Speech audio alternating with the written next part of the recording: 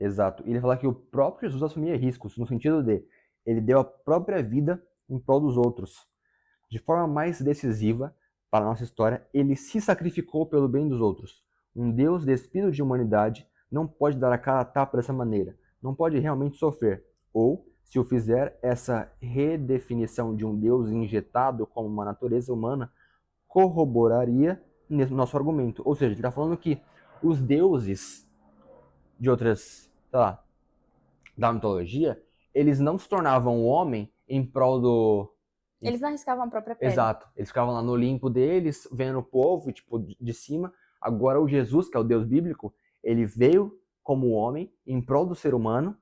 Passou por tudo que o homem passa, ou seja, ele arriscou a pele. Exato. Assim, eu sei tanto a dor de vocês que não só passarei a dor de vocês, como morrerei por vocês. E ele passou por tudo sem sofrer, não. Ele sofreu humanamente. Mas ele passou por tudo vencendo todas as dores que o homem vence, que o ser humano vence. Então, por isso ele fala, o Jesus, o Deus Jesus, esse sim arriscou a própria pele, né?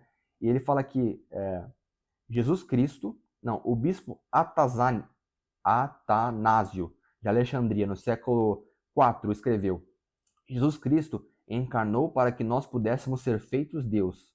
Aí ele falou a ênfase dele. É o próprio caráter humano de Jesus que possibilita que nós, mortais, tenhamos o acesso a Deus, que nos tornemos parte dele, a fim de partilhar do divino. Essa fusão é chamada teoses. A natureza humana de Cristo torna o divino possível para todos. Uhum.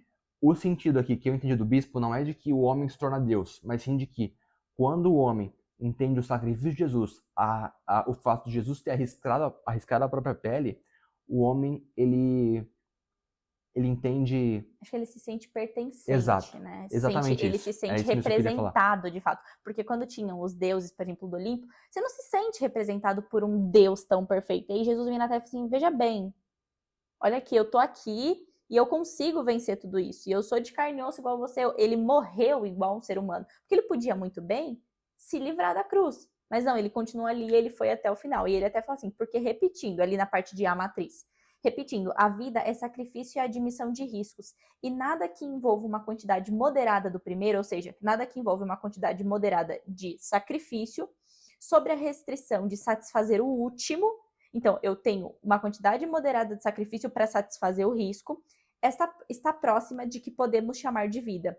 Se você não assume risco de dano real, reparável ou mesmo potencialmente irreparável de uma aventura, não é uma aventura. O que torna tudo uma aventura? Você correr risco suficiente de perder algo significativo para você, a ponto de que você vai fazer dar certo, porque não existe outra alternativa, que é o que o Joel até fala. Não existe plano B.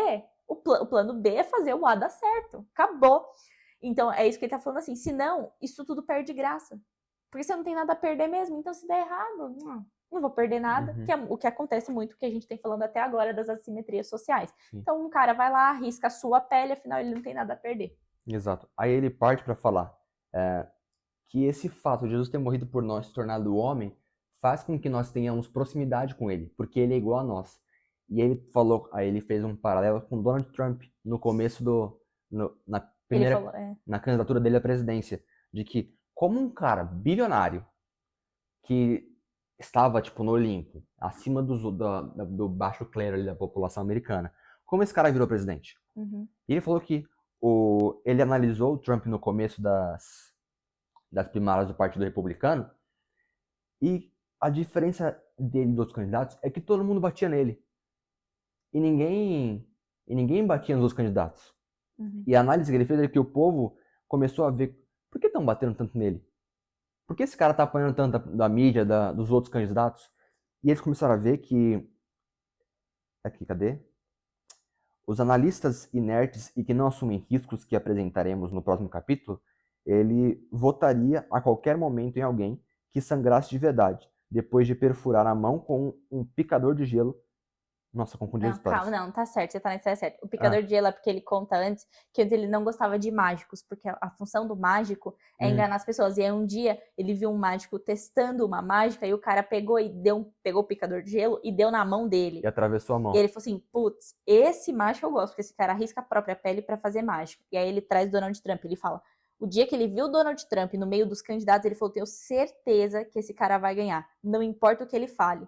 Por quê? porque ele mostrou os defeitos dele. E isso gera representatividade. Assim, não existe alguém perfeito. Nenhum desses políticos são perfeitos. O Trump deixava muito... Eu sou um cara chulo. Esse sou eu. Mas eu empreendo, eu arrisco, eu vou lá e eu faço. Independente dos meus defeitos. E é isso que ele fala. Agora, os jornalistas, esses inertes, ficam lá julgando porque o Trump fez isso, isso, isso. Mas veja bem, você foi lá? Você tentou ser presidente do seu país? Você um dia empreendeu no seu país? Você viu como que é a burocracia de empreender no seu país?